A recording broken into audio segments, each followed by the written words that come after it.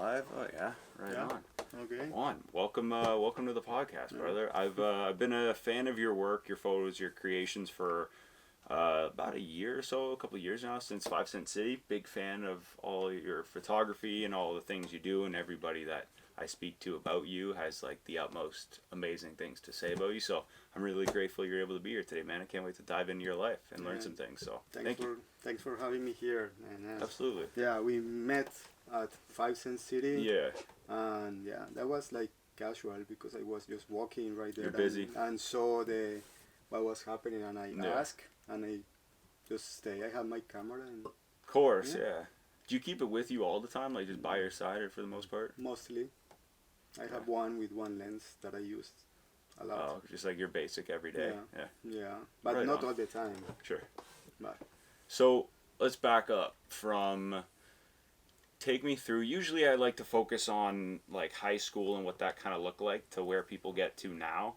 But I'd like to kind of talk a bit about your upbringing a bit. So you weren't born in, like, we're in Sudbury now, but you weren't born in Canada, no? No, I'm from Colombia. Right. So take us through kind of. Were you born and raised in one place in Colombia, or what did that look like? I was born and raised in Medellin, Colombia, and then I studied there, high school. I did my university. I'm a chemical engineer, so I studied chemical engineer there in Medellin, and then I went to Bogota to work. I work in the environmental ministry in Bogota. There's the capital of Colombia. I worked there with pesticides, and I worked there for like, I don't know, like 5 years. Oh wow. Yeah, and I moved to Bogota in 2008, 2009, something like that. And I worked there for like 5 years. After that, I wasn't that happy in being at an office. Not with my job, but being inside of the office all the time. Okay. So I started doing consulting on the same stuff that I was doing there. And I started doing photography. I asked a friend of mine to help me, like really 2 friends. Right. And they started teaching me, and then I saw that was like a good source of income. So I said, okay. And we started a business with a friend, and that lasted like, I don't know, like 4 or 5 years. And then we had different things that we wanted to do, where we wanted to take the business. So we decided to split, and then I had to start over because he kept the name, all the clients and everything. So that was like, so I started like, so it was like starting, going to work in the environmental ministry. Then I started the business, and then the business was over, and I had to start over looking for new clients, new things to do. And and I was working with sports at that point, so all the sports clients came because of me, not because of my friend. With my friend, we were doing a lot of weddings. Right.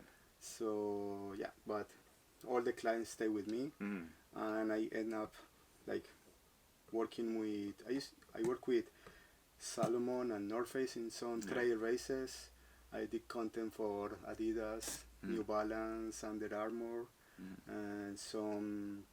This is still in Colombia. Yes. Yeah, I mean with the offices in Colombia. Everything in Colombia. And then with COVID, I continued doing consulting.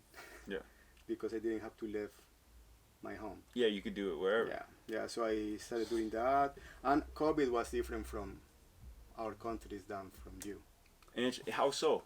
Because if you can, I mean, something like to say like in broad spectrum is like our government doesn't have money to give to everybody. So, or maybe they have it, or they don't do it. But they don't do it. It's not what happened. They didn't do it. I see. So we have a lot of people in Colombia that work, that live day by day. they are outside like selling fruits or It's a selling survival stuff. more. Okay. Yeah, I mean we have like the normal business that we Sure. have here: doctors, dentists, Yeah. engineers, everything. But there's a lot of people that works in that way. Right. So we couldn't stay at home like 1 year without doing anything. Mm-hmm. So we started working like 2 or 3 months after COVID, if I remember, 2, 3, 4 months. We started going out, doing some business. Mm-hmm. People continue getting married, like small Yeah. weddings. But 10 still. 10 people, 15 people. Right, because 20 they were people. live streaming the whole thing. Live Yeah, streaming. that was fun. Everybody was using the masks, Yeah. all those things. Yeah. Yeah, so I continue doing that, and then continue doing the sports, more focus on like social media content for the brands, because we can go to a place, everybody could have all the mask and everything, and we could shoot. Nice. Yeah. So That's easy. yeah. After that, at that point, I don't know, was 2022?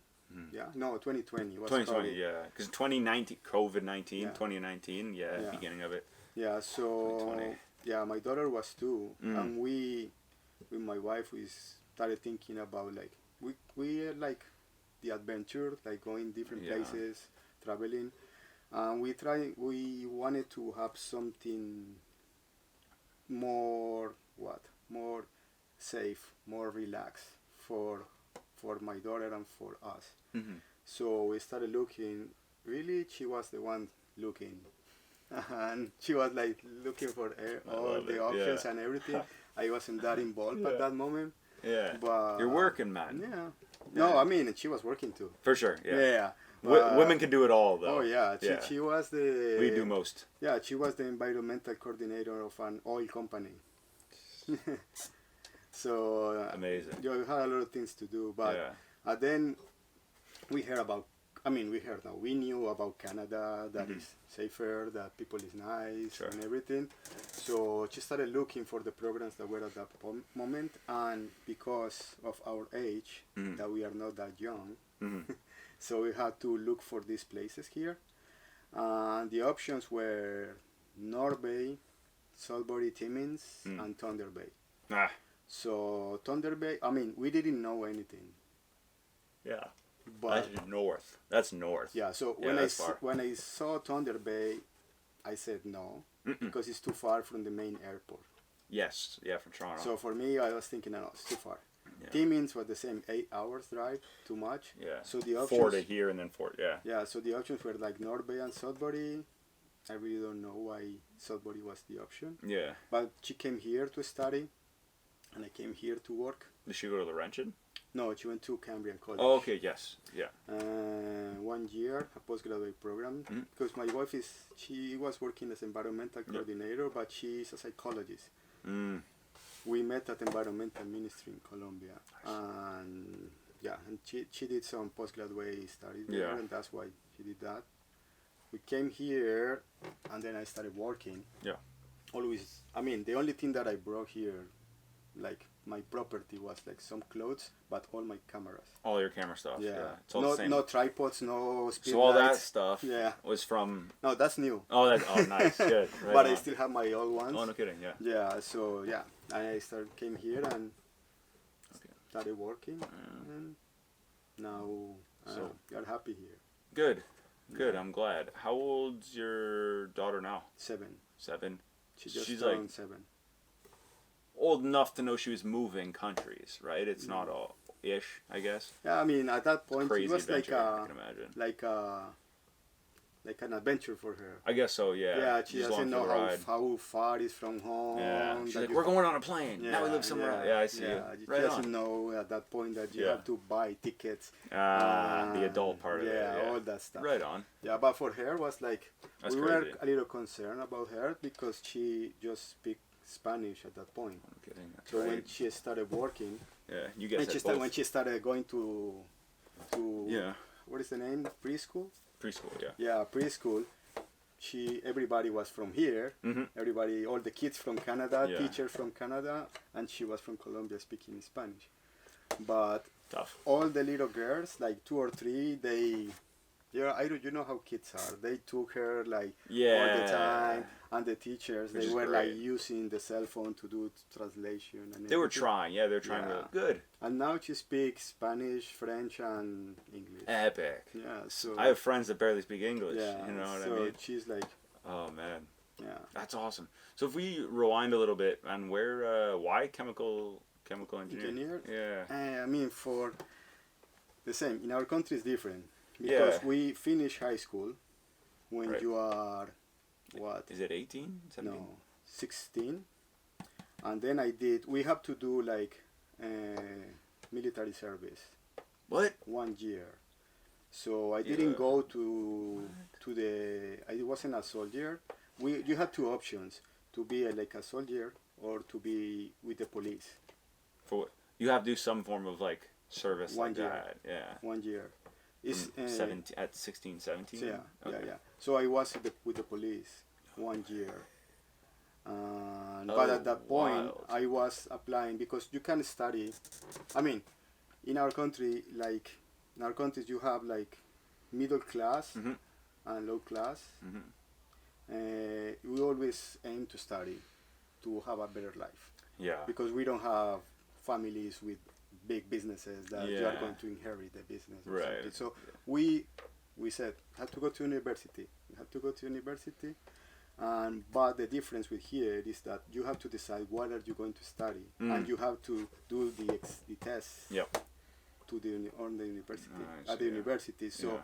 for me, it was like, okay, you are good at math, so you have to study an engineer. Ah. That's what they say. Like at They that kind point, of direct you you. you in don't the- know. Right. You don't know. I mean, you are Yeah. too young to decide what are you going to do in your life. You know what's crazy?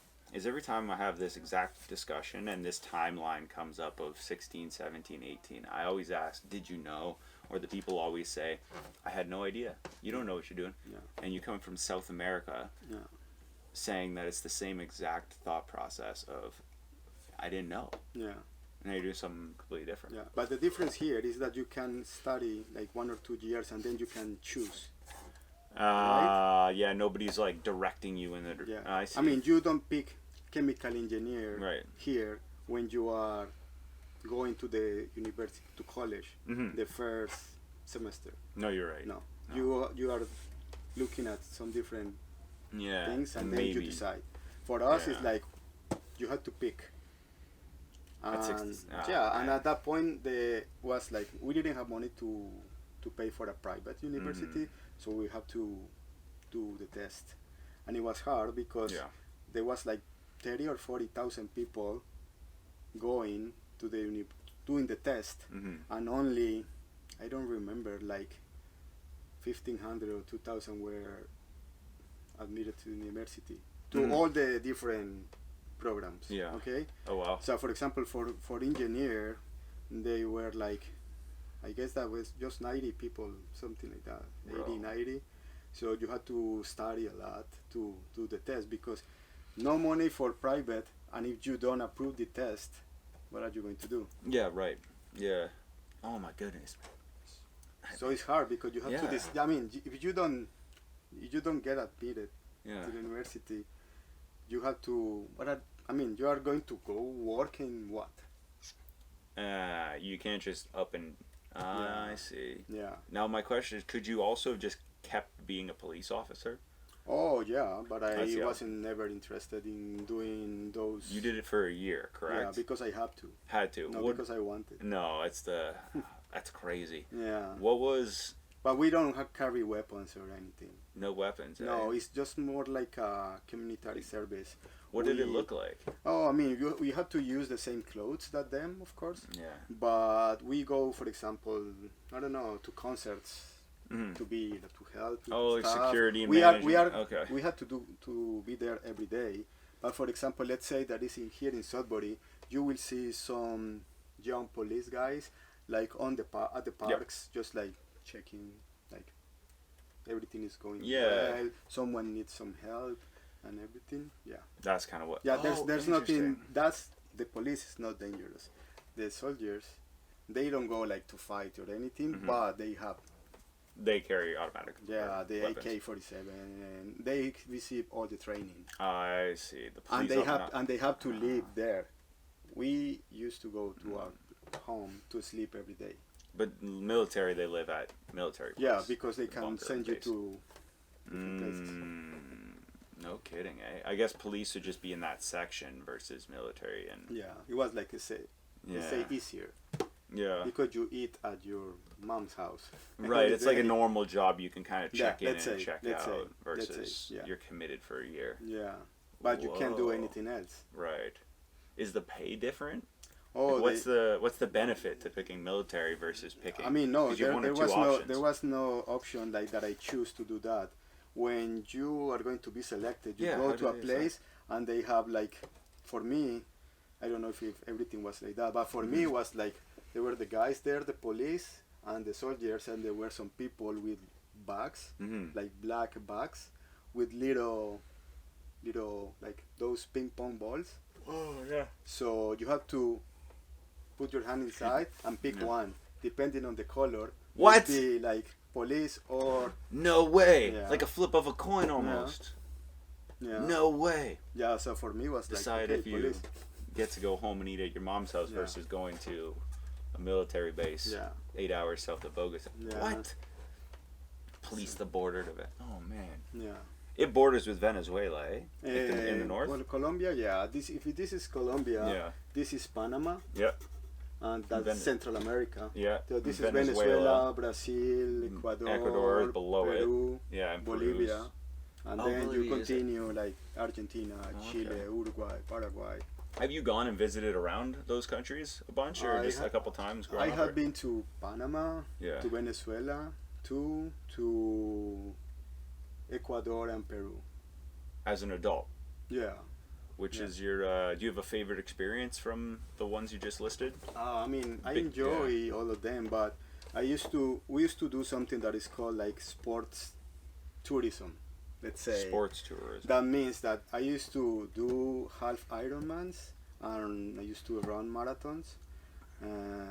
I mean, my last marathon was like 2022, and I did it after I came here, and then I went to New York. But at that point, you did the New York City Marathon, like the 42 kilometer. Yeah. When you say marathon, it's 42. Yeah, it's always. Yeah. Because some people say marathon, and I'm like, oh, you did, and they're like, 21 and 5. Yeah, no. Oh, I did the marathon, but they have a bunch of events. Yeah. Because I've done a marathon, but they also had a 5K. Yeah. So I'm glad we got. That's crazy. Yeah. So for example, when we always go to, for example, we went to Peru. We went to Lima with my wife. We both ran the marathon, and then we went to Cusco and Machu Picchu.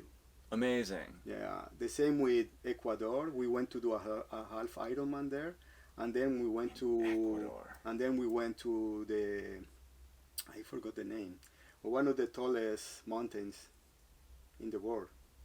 Right. I forgot the moment. It's called Chimborazo. It's in Ecuador. Yeah. Now is it? Correct me if I'm wrong. Is it? I know in Ecuador and this could be the mountain.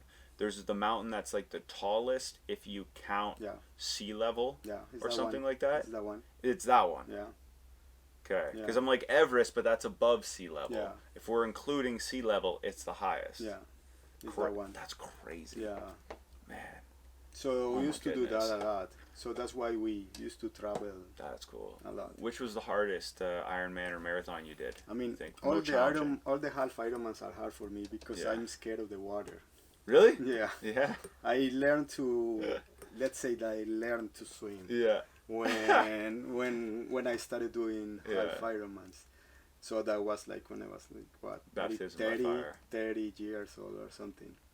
So you learned to swim in your, like around 30 years old? So I don't know how to swim really. I know how to go from one place to another, but if I had to stay in one place, I don't know how to. I'm very good at getting from point A to point B. So of all, which was your favorite course, you think? Of all of them that you've ran and competed in, all around? We did the Berlin Marathon. The Berlin one. So that's beautiful because you run Berlin and you go to you see the wall. 2 Berlins. No kidding. Yeah. East and west. East and west, because they are they are together now. Yeah, now. But you can see the difference in the... A bit like Soviet versus Western. The buildings. The buildings are different. That's insane. Yeah. You like run past the wall. Oh, you always see the wall the walls all the time. It's big. Yeah. Yeah, it's but big. that's nice. I mean, that was beautiful. Jeez. Yeah, because it's different. We run Miami, and Miami is like, I don't know. You start at the American Airlines Arena where the Miami Heat play, and then you go to South Beach, and then it's like you have like 15 kilometers where there's nobody. There's nobody everywhere. There's nothing. My God. So that's boring. It's just silent. But for example, in New York, when you go to Brooklyn, if I'm running next to you and if I talk to you, you're not going to listen because there's too many people screaming. So that's great. The whole marathon is like that. The whole marathon in New York, there's people there. Yeah. Wow. And dude, I'll attest to that. When there's people, I've seen the Sudbury Rocks route for the marathon. Yeah. And I've seen, and this was the deciding factor. I ran the Ottawa City one. Okay. Right. So the Ottawa one with my friend Devin, him and I ran it, and we always had people. There was like a kilometer or two, way past where the Prime Minister now lives, that nobody's there. But as we were running the whole time, there was people. But looking at the Sudbury route, there's like it's empty. Half of it is, like you said, empty, and then just the people, right? Whereas these people were coming out with signs, they were throwing water at us. There was like, this is great. They had towels, cold tubs with like rags that we could put in our heads. Oh, it was awesome. Yeah, maybe here is more for the charity. I think so. That you do it. Yeah. You don't think much about. No. Because all of those ones, I don't know. Probably they have charities too, but those ones are like big businesses. Like the Ottawa one's like the New York Marathon. I don't remember. It's like $400. That's the registration. Yeah. Yeah, Ottawa was like one something. Yeah. I don't know what the Sudbury one is. I think it's less, I'd imagine. No, here it's like $100 or $90. I remember. For the full. Yeah, but in New York you have to pay like $400. $500. Go there, stay You're there. also going in New York. You pay, and you probably want to be close to the race, so you're paying. Yeah. Wow. Yeah, that's but cool, that tourism is common now. Yeah, I guess so. Because you go and do the marathon, the Ironman, or whatever you want to do, and then you just explore. Yeah. Because I guess it's just 1 day or 2 days it takes up to run the race, like between the prep, the recovery. Yeah, let's say that you arrive there on a Friday.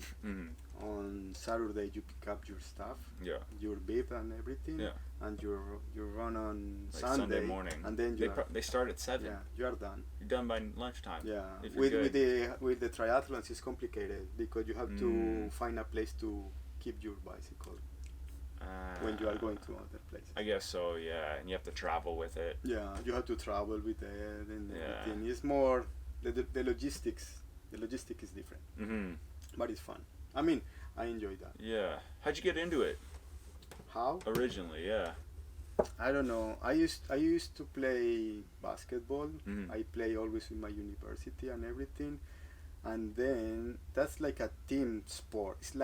It's a team sport, and you can go alone, but it's not that fun. So then I didn't have the chance to go and play with a lot of people. So I started like running, finding what are we going to do that is like okay, because when you play basketball, if I want to play now, probably I'm going to get injured because I'm not that fast anymore.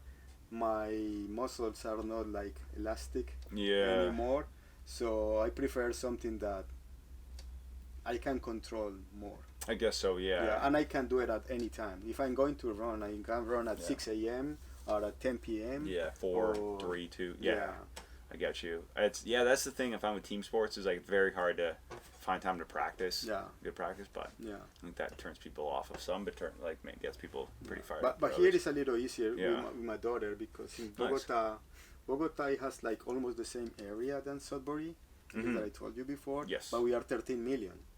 Yeah, way busier. Yeah, so here it is like 150, 60, 70, yeah. So in Bogota, to go from one place to another, it takes a lot of time. So, for example, if you have my daughter, to have a class, like swimming class, here had to leave 10, 15. 15 minutes before the No class. problem. There probably be 1 hour or more. Takes a while to get there, right? Yeah. Even if it's not far. Yeah. Wow. When I was training for the cycling, for example, for the triathlons, we started like normally at 6 a.m. outside of the city. So it will be for me it was 30 minutes to get there. So it's fine. 5:30 a.m. Yeah. 6 a.m. ready. Then 3 or 4 hours of cycling. Yeah. But then 1 hour and a half, 2 hours and a half to go back. Wow. Because there was now too many people coming in. 8, 9 o'clock, it's everything. business. Yeah. No, on a Sunday. Oh, on a Sunday, even. Oh, yeah, I guess Sunday people are coming. Yeah, still. so it was like complicated, it was boring. But, I mean, and I like it. But here I didn't bring any bicycles or anything. In this moment, I'm still like, we are settled up here, we are good, but still trying to figure out some stuff. Right on. Do you, when you were thinking of like hobbies or passions or things you want to get like focused passion for business and stuff like that, what steered you towards photography?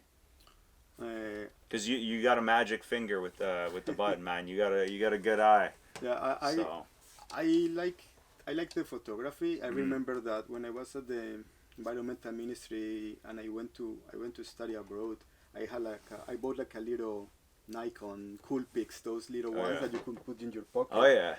And then I took a lot of photos where I was, and I showed it to my friend, and he told me they would look good. And then I started like developing that. When the environmental ministry, I work taking some photos in another like part of the job. Yeah. But then I said like I wanted to be more serious about it. Then I asked my friends, okay, let's teach me. And let's say that they are not good teachers in the way that they don't. Yeah. Sometimes when you talk with a photographer, you think that they are mean, but it's not that. It's like, hey, how do you do that? And they will say, oh, I don't know. But it's not that it's not that we don't know. Yeah. It's that we have it like here in our head, and we are everything is like. It's in the moment. Mechanical. Too. We move, and. But for example, if I work in a studio, I can tell you what I'm doing. Yeah. Why? You're setting up lights a certain way. This light is in this way. You have to put it like 45 degrees if you want so you have to shade the right. Yeah, but when you are outside, it's different. So, but I like it. I like it, and I saw really at the beginning, I mean still now, it's a business.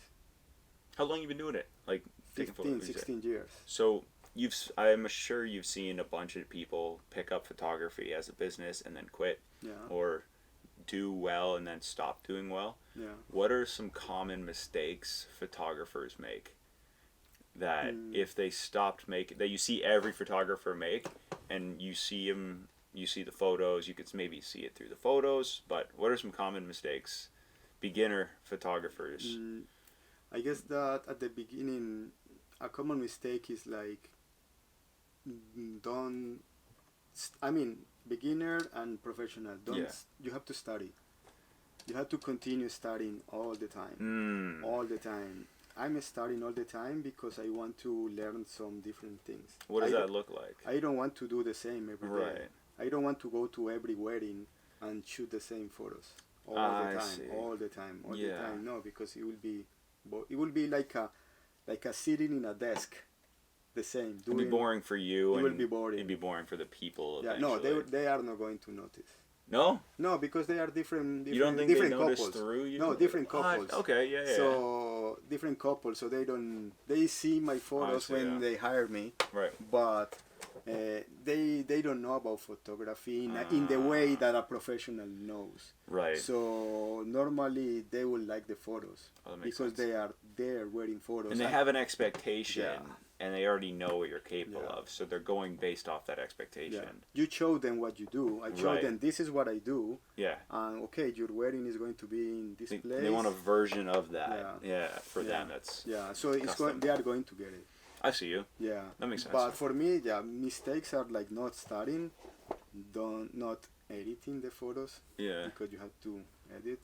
Lightroom. Lightroom, Photoshop. That takes time. Yeah. And everything, but patience, that gives you like the extra.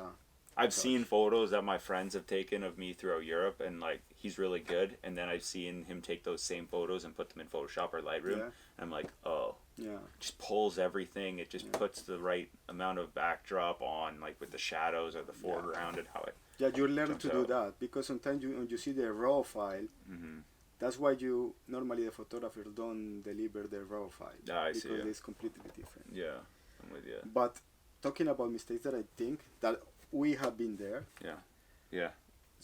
A common one is like in Spanish we said that we take our money, the money from the business, and we put it in our pocket, and we start spending from our pocket like if it was our money, and it's not our money. It's like business money.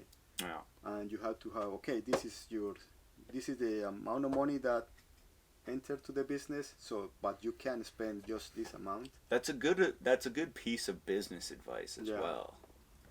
Yeah. Yeah. Yeah, because there's a lot of things to pay. Right. I mean, you had to buy new cameras, new lenses, Insurance. new speed lights. You had to pay for softwares. You had to pay for everything. So softwares are expensive. more expensive than cameras at this point. Yeah. So if you take your money and you put it on your bank account and you just start like buying stuff, like paying for the groceries. And then tax season comes around. Yeah. So you don't know how much money is entering in your business, and you don't even know if your business is profitable or not.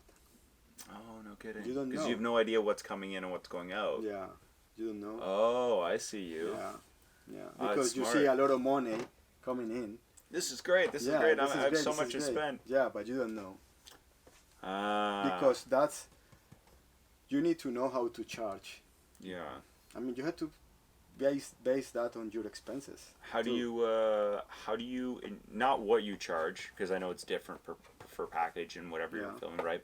How do you sit down and go over how do you charge and price out different things? Like, what goes through your mind when you're thinking of pricing things? Normally, what's always there? Always the time that I'm going to be there, Yep. and the time that I'm going to spend editing. And you have a rough idea of how long you'll be editing for? Yeah. So if you ask me, hey, can you come to do this event, this birthday party? Yeah, it's an hour. Yeah, I will tell you, okay, I charge by hour this, and everything is included. Mint. Yeah, I don't need to explain you. Yeah. I just tell you, this is what I charge per hour. Yeah. And you are going to receive this. Mm-hmm. This amount of photos, full edited, high resolution for you, or you're going to receive this printed book, or these printed photos, or you're going to receive this canvas. Yeah. Now, when you compartmentalize each item, how do you itemize it? Do you go like $3? I want to make, rough example. Yeah. I want to make $100 to show up for the hour and shoot. Now, I'm going to spend probably another hour editing. Okay, well, the software costs this much, and if I have X amount of gigs booked, $3 on top of every time I'm editing, if they want edited. Yeah. And then I guess I'm wondering, and then like, okay, well, now I have to factor in taxes. I have to factor in, maybe your office space that you're renting, right? Or that you own. So how do you go about that? Is that just you have one bulk price? Or is that like, what do you go $3 per? Like, do you calculate software? Like, how does that percentage, how do you separate it? I used to have that in Colombia. Yeah. Because I had an office. Oh, okay. At that point, I had a lot of people helping us, like other photographers, other videographers, but they were not on a payroll. They were called by project. Mm-hmm. So it was easy in that way. But yeah, we have that, like, this is the rent, office rent, this is our salary, the softwares are this, because in the weddings we like to do prints, but books. Like a photo album of photo the event. album. That's cool. I still do it here. Yeah, for sure. I ship the books from Colombia to here because I can guarantee the quality of my books. I can guarantee the quality of the books here because I don't know so many. Whereas you know where they're crafted there. Yeah, I know who made them, who makes my books. Oh, no kidding. They are my friends. I know who makes the books. Instead of just some person you heard of. Yeah, there's a company here that probably is really good too. Yeah, probably great. There's a bunch that are. Really good. Yeah. Yeah, but It's different. I asked some photographers here, and they told me, one told me, for example, no, I used to live in Edmonton, and we have a nice place to print. But now that I'm here, I don't have a nice place to print my stuff. Yeah. So she said that she has a little issues. Yeah, that'd be. Yeah, because I mean the quality is the most important thing. 100%. For me, even and now telling you like the couples don't know when a photo is good or bad in terms of like what lining, you think it is versus what and everything. They will see the quality of everything, and when I show them what they are going to receive, that's what they expect. Mm-hmm. I can go to one of those cheap places and print the book for them because I show them something different. I understand. Yeah, and here I'm just starting to organize all those expenses. Amazing. Yeah. Kind of figuring out where. Yeah, I know how to charge right now. Good. My hour, and they call me by hour. Yeah, but all events are different. When I do weddings, it's one stuff because wedding is different. Yeah. But when they call me to do basketball or hockey games or to do like music festivals, it's different. No kidding. Yeah. Damn. That's exciting though. Yeah. That's good. It's very different. Like different every day. Yeah. Not the same thing. So it keeps your brain, I'd say, pretty creative. Yeah, I like it. I like it. How do you? So I'm wondering. I have a couple things right off the top of my head I want to ask, but I'll go with this first. How do you develop your creativity? How? Because it's developed over the years, right? Yeah. How does somebody get better or more creative or better at being creative? Like, what does that look like? I mean, for me, what I do is like I look some photographers that I like, but at some point, not all the time. I see. Because you get overwhelmed. Yeah. And at the end, you don't know what to do. And everybody has different styles, different.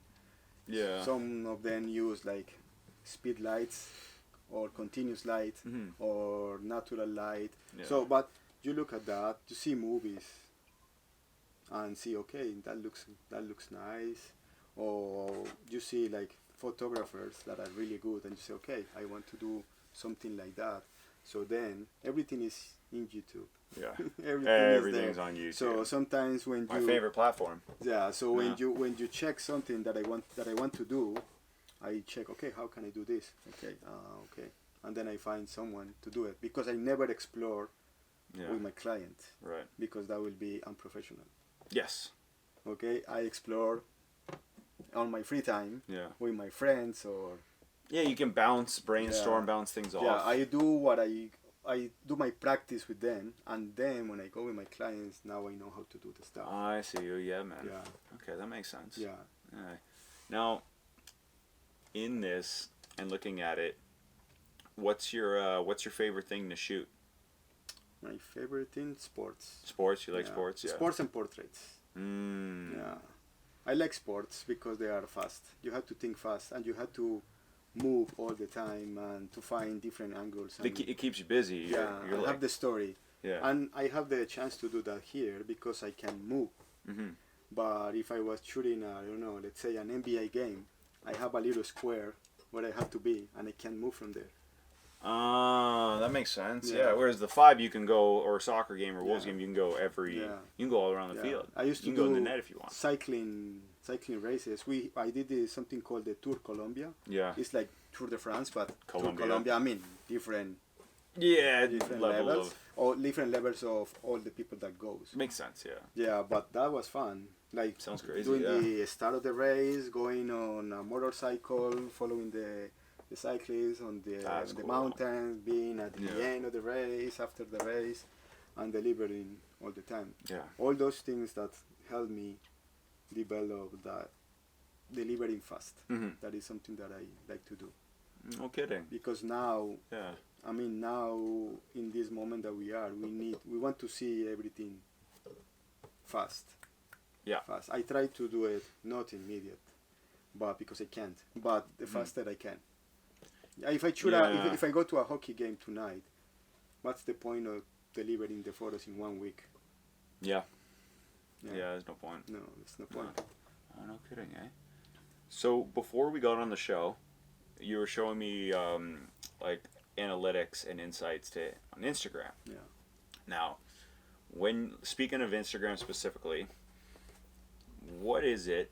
And I know you might not be like, you have a great social media, like it's clean, crisp, good photos, great photos. Thank you, man. You're welcome. Dude, I'm a big fan, right? So I love it. There's looking at it, what kind of things do you see other people posting on Instagram, or things that you think other people should be doing more? Let's do this. What do you think other people need to be doing more of on Instagram to grow their business through it? Just from what you've seen and who you've talked to and stuff, because you're in the space. Everybody does different stuff. Yeah. The thing that I can say about social media, especially Instagram, is like Instagram is free to use. Yeah. So if you don't post your stuff as a photographer, how is the people going to know that you are good at some kind of photography? They can guess. Yeah. They can guess because you have a photo with a camera in your hand. Yeah. See? So people. Oh. Yeah. I mean, we have to be posting what we want to be hired for. See? For example, if I want to be hired to do sports, I have to post sports.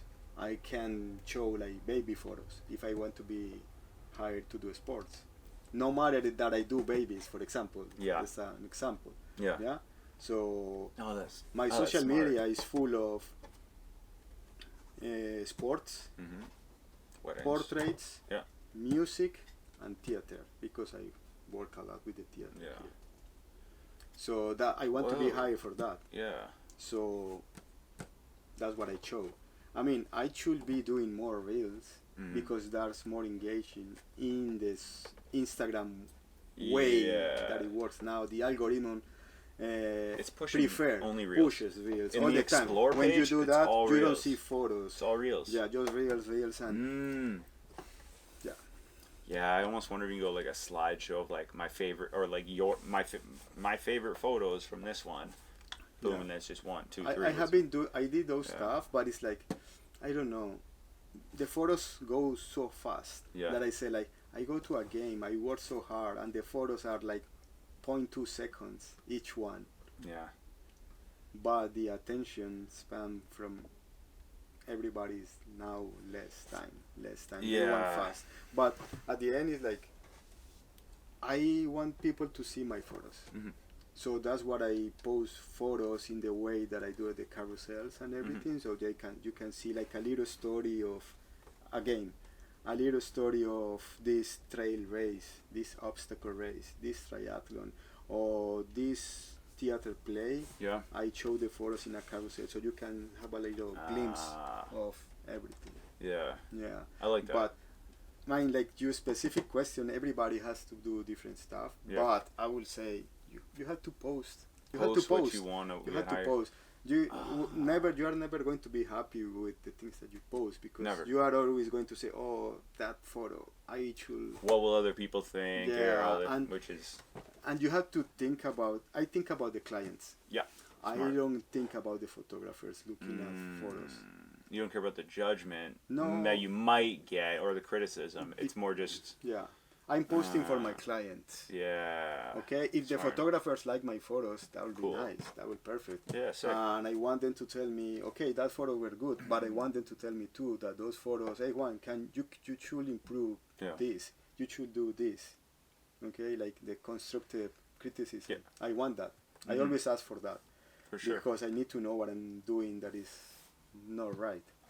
I'm a big fan of, and I heard this on a podcast like a year ago and stuck with me. And what you're saying is exactly what I'm about to say, is different wording, is the only way to get better at anything, whether that's speaking, podcasting, basketball, running, it's not do more of it per se.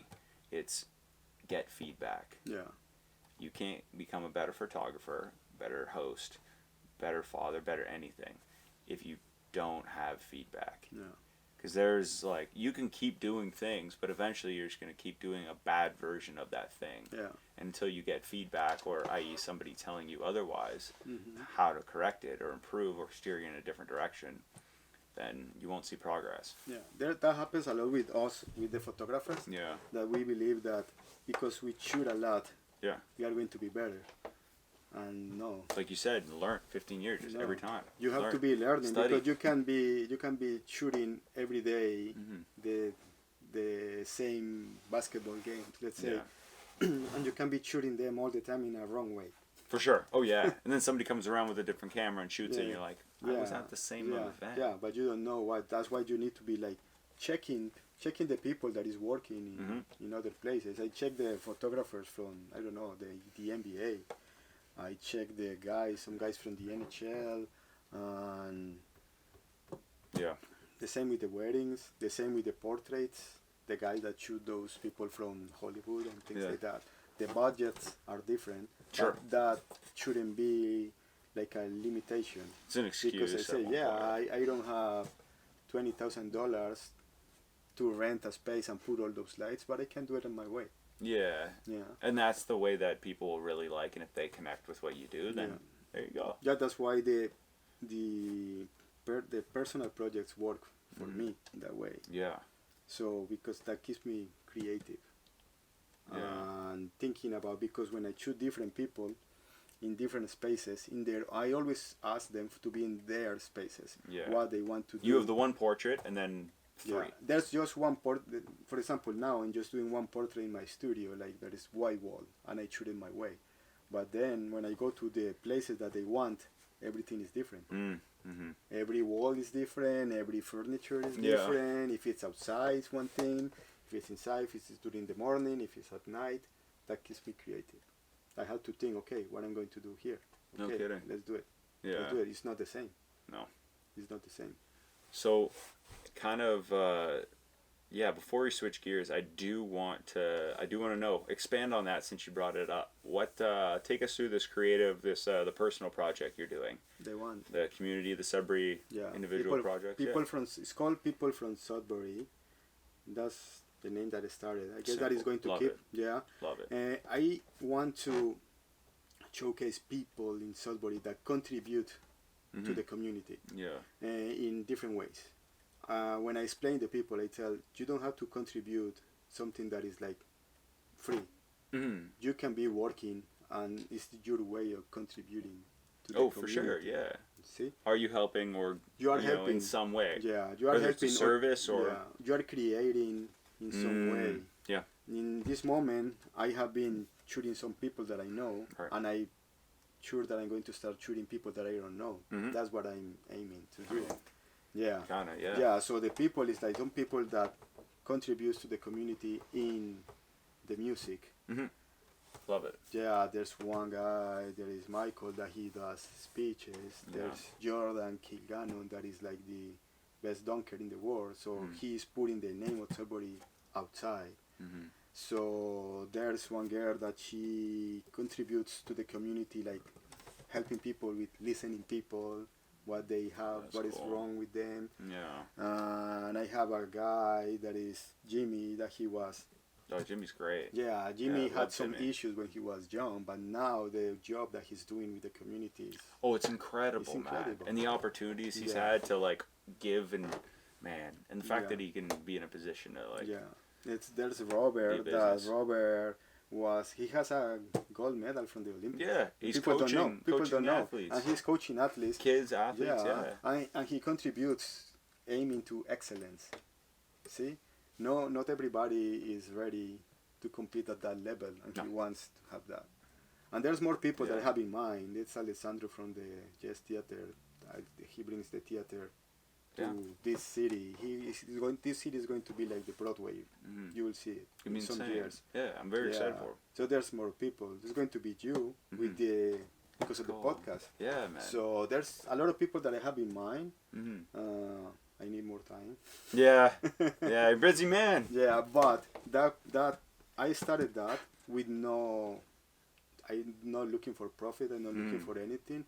It's just my project. But everybody is going to have their photos, and everybody will share it, and everybody that will help us to create more connections inside of the city. Yeah, man. Because you will see, oh, okay, I didn't know that this guy or this girl.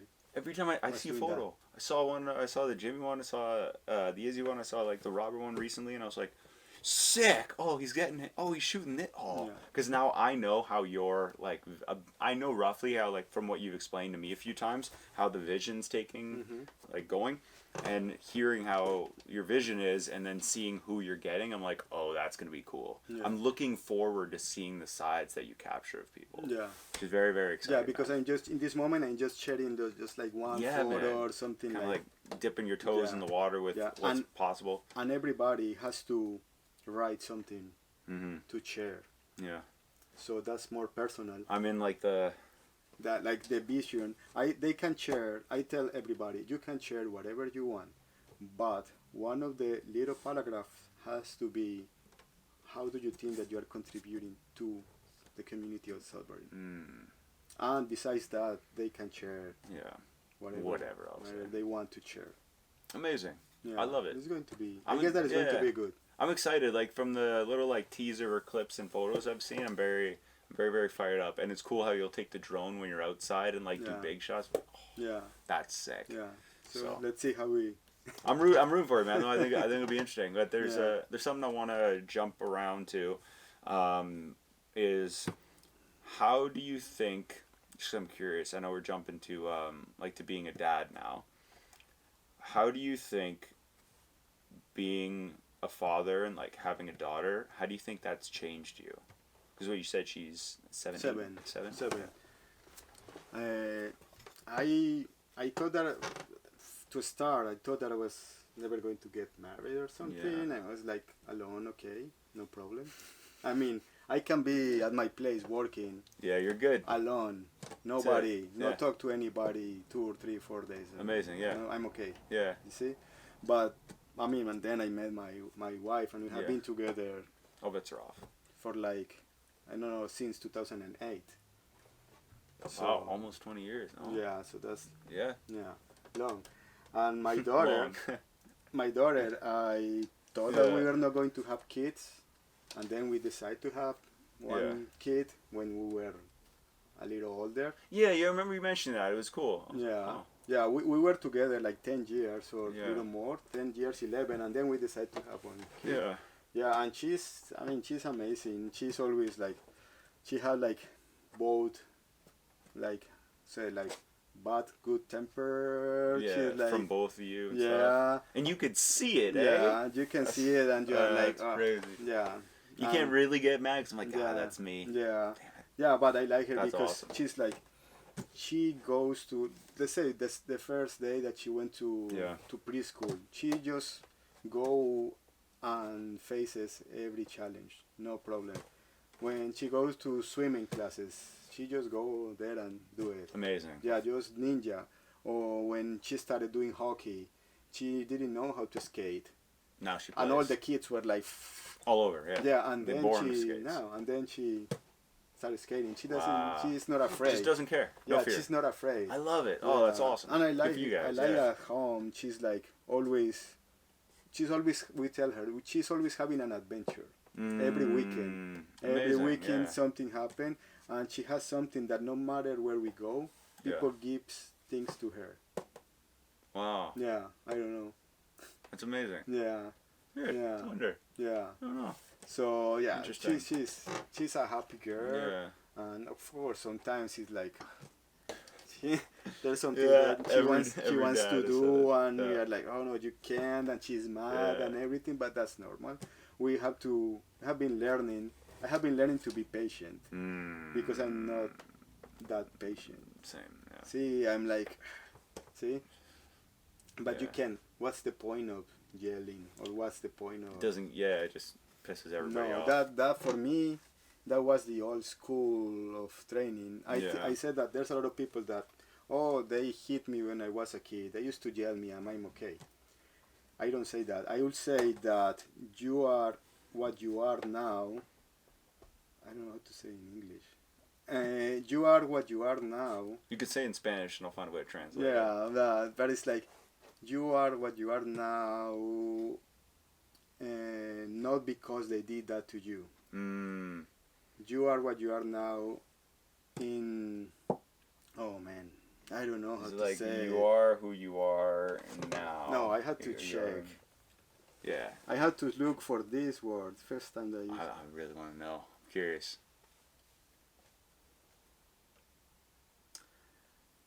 You are what you are now, not because of that, but despite of that. Okay. Yeah. Yeah. Yeah. I mean, it's like, I always said that, it's like, they used to hit you, okay, and you say, oh, I don't have any trouble. Of course that you have a trouble. Yeah. You have troubles in your head, because they hit you. Because at the end, it's like, why can't you hit a kid, but not an adult? Okay? If you don't eat your vegetables, I can't hit you. No. You can. No. But yeah, you can. Yeah, but why is okay with a kid now? So we always like, we are trying to, with her, to be like, okay, for sure. You don't want to eat your dinner, that's fine. Cool, man. Don't eat it. But then when you are hungry, this is what's here. That's the dinner. We can heat it again, yeah, of course, and everything, no problem. But breakfast, finish dinner. Yeah, but now she's like, she's always. Yeah. I mean, when my wife is different because my wife is always helping her with everything, but I'm like putting her to do their stuff. Yeah, good. There's different. I mean, I feel that's ways. the dynamic of like ways. Mother, father. Like that's not definitely all the time. Not all the time, but there's you can't have only one. You can't have only the other. Yeah, and sometimes it's like, okay, she can eat alone. She can brush her teeth alone. Yeah. And everything. Okay, I will help her. Okay, I will do the hair. I will do the braids. Can you French braid? Oh, those like the big one round? Can you? Oh, I can do like some basic stuff. No, not advanced. That's my wife. She knows how to do all the stuff, but I don't. I know. I do the basics. Yeah. The basics. And my daughter, the other thing is she likes to do crafts. All the time. All the time. And she's asking for stuff. So, and she likes, and she goes out with us because we go out to walk, no matter the season. Amazing. So it's minus 20. We still go outside to go to one Ontario park to walk. No kidding. Things like that. So our daughter comes with us. Amazing. Yeah. So now when she's running like 3 or 4 kilometers in our little race, she's not. It's not a big deal. No, for her it's fine. Oh, that's awesome. Yeah. That's cool. Yeah. Man, she watches TV, of course, like all the kids. Yeah. But she doesn't live there. Check. Yeah. She said, "Oh, I want to watch TV." I said, "No, not today." Okay. What are we going to do? Oh, let's do another stuff. Okay. Do you think too? It's like I'm wondering, once they get over that a little, like, can I have TV? No. They kind of just, once they've realized, or that once they accept that they're not going to watch it, are they like they're okay? Yeah. Right. They're like, there's no issue. Argument. Yeah. There's always like a little issue because they want why? Oh, I'm bored. That's the kid thing. Yeah. I'm bored. I say it's okay to be bored. I don't have anything to do. It's okay to have even for us, because now when we don't have anything to do, we take our phones and start scrolling. Yeah. We don't have like, it's true. We don't have those times when you are in a bus, for example, or waiting at the doctor's office doing nothing. No, that you take the magazine. Yeah, always. No, it's always the phone. So we have to. Oh, man. We have to deal with that, and we have to try to avoid it, but it's hard. I got one for you. It's a quote I heard recently that was boredom, or this quote was, as you'll love this, creativity is on the other side of boredom. Yeah, I have read that. Right? Yeah. It's like you have to be bored in order to be creative. Yeah. So I can't put my phone down. Oh, I'm going to be creative today. Put my phone down. Yeah. Well, now I'm bored. Yeah. Just wait. Yes. Just wait. Go for a walk. Walk around. Just don't be stimulated. Yeah. Just Yeah, because normally you have your computer here and your phone here, so you are doing something here, and then you are going to rest, but you don't rest. You take your phone. Oh, because that's rest. And then you put it here. It's just not intentional. Yeah. Oh man, I think too. It's something that why we all like. We'll have a shower and I'll leave and be like, I had such a good idea when I was in the shower. I thought of this thing. It's like actually, it's because you weren't on your phone. You were just, cold water and stuff. And you're like, oh, my brain's relaxed. My blood pressure's down. I can work my brain properly. That's why, for example, I don't have my camera connected to my phone to send the photos. No way. I don't for that reason? Yeah, because if not, I'm going to be in a game. And I'm going to be like, oh, this photo is nice. I'm going to send it to my phone, and then I'm going to post it now. I said, like, I don't have that.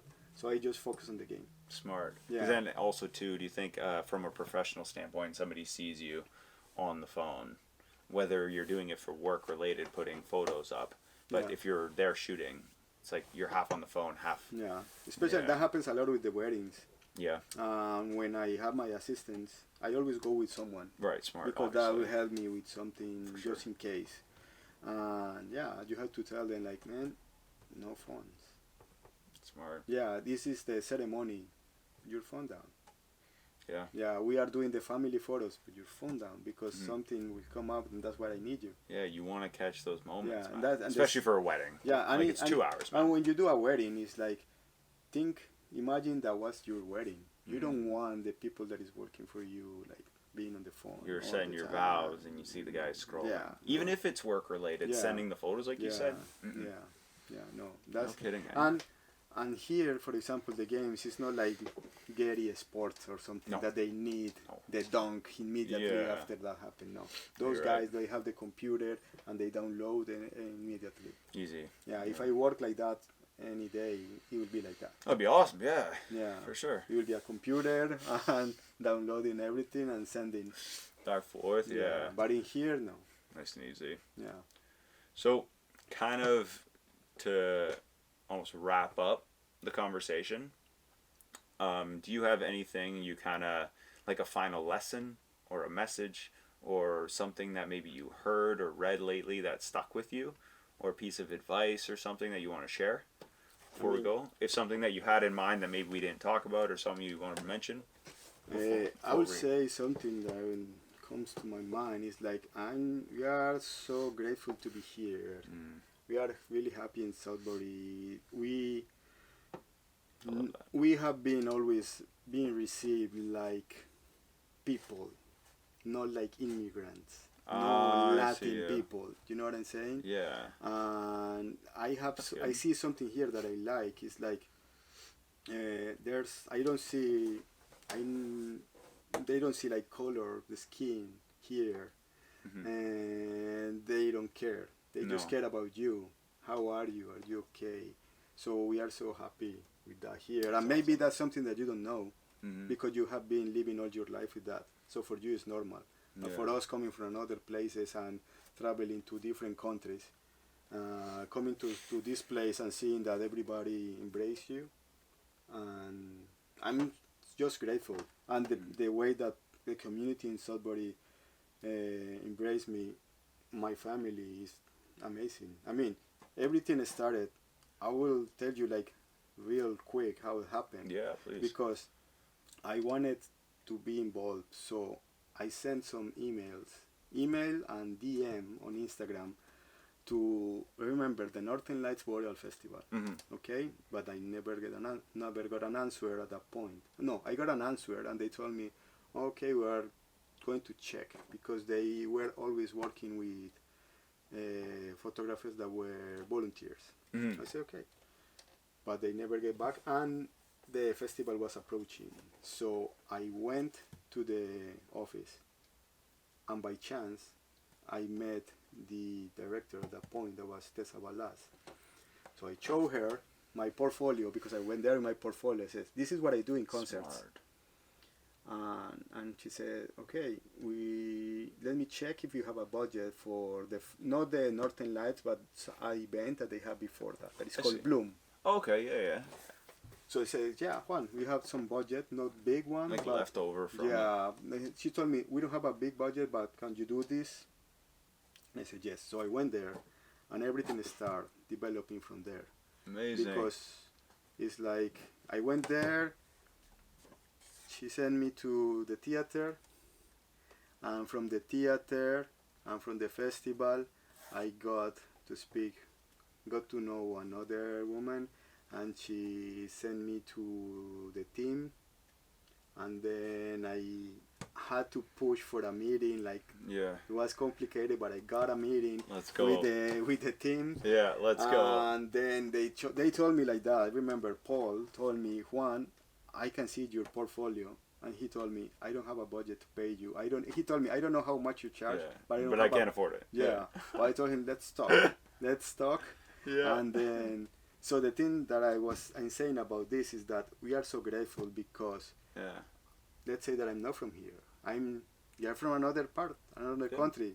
And they saw just my job, what I do. Yeah, what you do. They like my job, and they like me.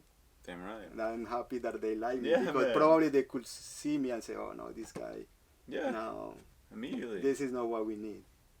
So, but fortunately, they like me. So now I work with all of them, and I'm so grateful with them. That's why I always deliver like all my energy. I put all my energy every time that I do that. It shows too. And you can see that. I get that you can see that in the photos because I put all the effort and everything. Yep.